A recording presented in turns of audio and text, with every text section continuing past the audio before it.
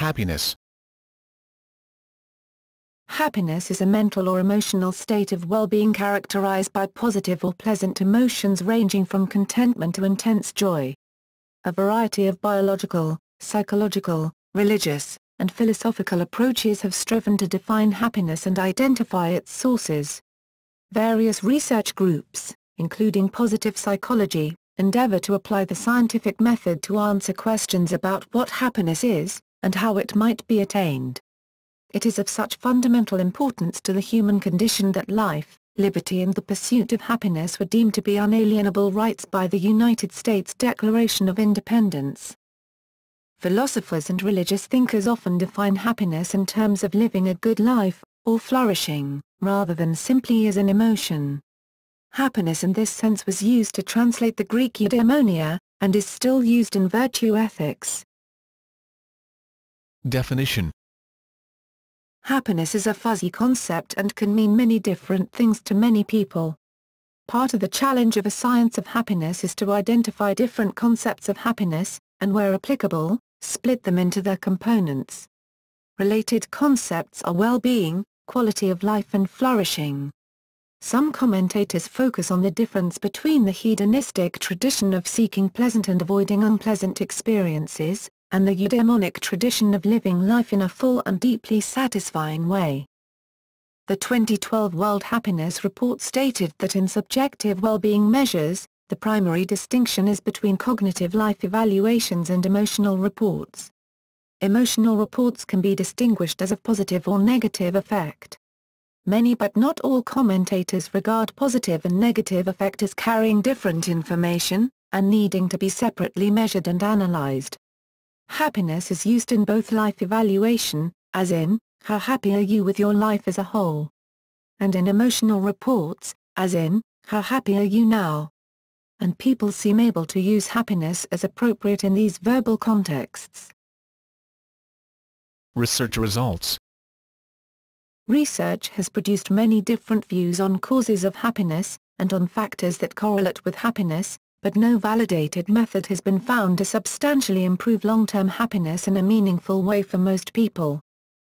Sonia Lyubomirsky concludes in her book The How of Happiness that 50% of a given human's happiness level is genetically determined, based on twin studies, 10% is affected by life circumstances and situation, and a remaining 40% of happiness is subject to self-control. The results of the 75-year grant study of Harvard undergraduates show a high correlation of loving relationship, especially with parents, with later life well-being. In the second edition of the Handbook of Emotions, 2000, evolutionary psychologists Leda Cosmides and John Tooby say that happiness comes from encountering unexpected positive events. In the third edition of the Handbook of Emotions, 2008, Michael Lewis says happiness can be elicited by seeing a significant other. According to Mark Leary, as reported in a November 1995 issue of Psychology Today, we are happiest when basking in the acceptance and praise of others. Sarah Algo and Jonathan Haidt say that happiness may be the label for a family of related emotional states, such as joy, amusement, satisfaction, gratification, euphoria, and triumph. It has been argued that money cannot effectively buy much happiness unless it is used in certain ways. Beyond the point at which people have enough to comfortably feed, clothe, and house themselves, having more money, even a lot more money, makes them only a little bit happier. A Harvard Business School study found that spending money on others actually makes us happier than spending it on ourselves. Meditation has been found to lead to high activity in the brain's left frontal cortex, which in turn has been found to correlate with happiness. Psychologist Martin Seligman asserts that happiness is not solely derived from external, momentary pleasures, and provides the acronym PERMA to summarize positive psychology's correlational findings. Humans seemed happiest when they have pleasure, tasty food, warm baths, etc., engagement, or flow, the absorption of an enjoyed yet challenging activity. Relationships, social ties have turned out to be extremely reliable indicator of happiness, meaning, a perceived quest or belonging to something bigger, and accomplishments, having realized tangible goals. there have also been some studies of how religion relates to happiness. Causal relationships remain unclear, but more religion is seen in happier people. This correlation may be the result of community membership and not necessarily belief in religion itself. Another component may have to do with ritual. Abraham Harold Maslow, an American professor of psychology, founded humanistic psychology in the 1930s. A visual aid he created to explain his theory, which he called the hierarchy of needs, is a pyramid depicting the levels of human needs, psychological, and physical. When a human being ascends the steps of the pyramid, he reaches self-actualization. Beyond the routine of needs fulfillment, Maslow envisioned moments of extraordinary experience, known as peak experiences, profound moments of love, understanding, happiness, or rapture, during which a person feels more whole, alive, self-sufficient, and yet a part of the world. This is similar to the flow concept of Csikszentmihalyi. Self-determination theory relates intrinsic motivation to three needs: competence, autonomy, and relatedness. Religious perspectives. Buddhism. Happiness forms a central theme of Buddhist teachings. For ultimate freedom from suffering, the Noble Eightfold Path leads its practitioner to nirvana, a state of everlasting peace. Ultimate happiness is only achieved by overcoming craving in all forms. More mundane forms of happiness, such as acquiring wealth and maintaining good friendships, are also recognized as worthy goals for laypeople, see Sukha. Buddhism also encourages the generation of loving-kindness and compassion, the desire for the happiness and welfare of all beings. Catholicism. The primary meaning of happiness in various European languages involves good fortune, chance or happening. The meaning in Greek philosophy, however, refers primarily to ethics. In Catholicism, the ultimate end of human existence consists in felicity, Latin equivalent to the Greek eudaimonia, or blessed happiness, described by the 13th-century philosopher-theologian Thomas Aquinas as a beatific vision of God's essence in the next life. Human complexities, like reason and cognition, can produce well-being or happiness, but such form is limited and transitory. In temporal life, the contemplation of God, the infinitely beautiful, is the supreme delight of the will. Beatitudo, or perfect happiness, as complete well-being, is to be attained not in this life, but the next. Philosophical views. The Chinese Confucian thinker Mencius, who 2,300 years ago sought to give advice to the ruthless political leaders of the Warring States period, was convinced that the mind played a mediating role between the lesser self, the physiological self, and the greater self, the moral self, and that getting the priorities right between these two would lead to sagehood.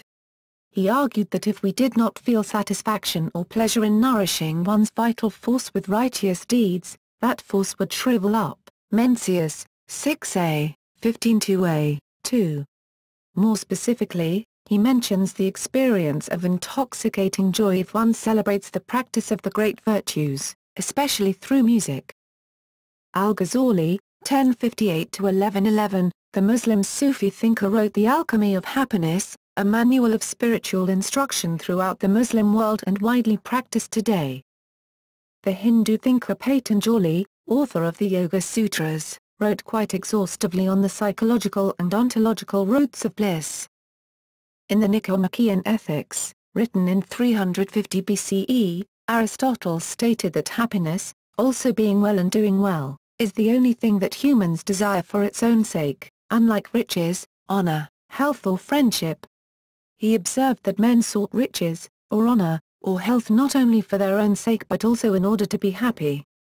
Note that eudaimonia, the term we translate as happiness, is for Aristotle an activity rather than an emotion or a state.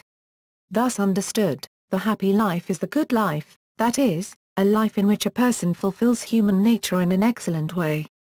Specifically, Aristotle argues that the good life is the life of excellent rational activity. He arrives at this claim with the function argument. Basically, if it's right, every living thing has a function, that which it uniquely does.